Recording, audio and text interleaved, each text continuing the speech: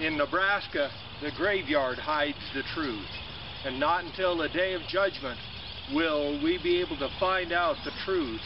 Now you'd say, what's the big deal? Hundreds, if not thousands, of people commit suicide every day.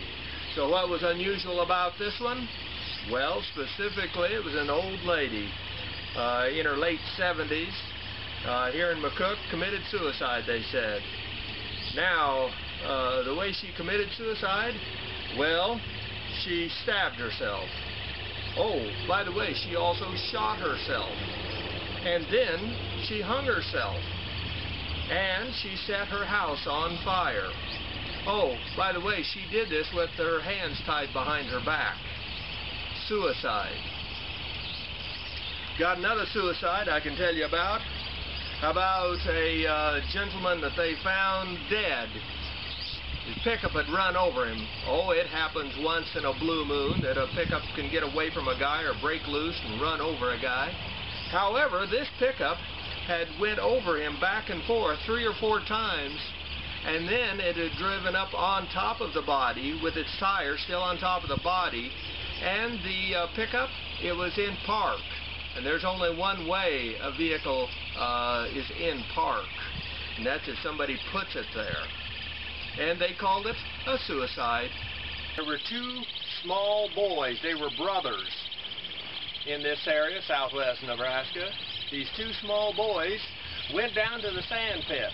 They went with an older friend, boy, and the older boy, he wanted to see what it looked like to see somebody drowned. Yeah, ooh.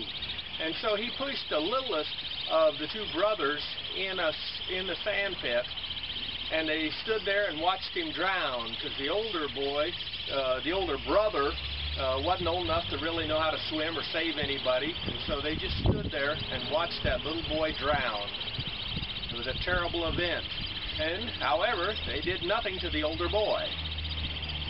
With that in mind, some years later, the surviving brother was hunting with that boy, and they went out hunting and near that sand pit, and the older boy took his shotgun and put it up against that boy's chest and pulled the trigger and killed him. A shotgun makes a hell of a mess at point-blank range.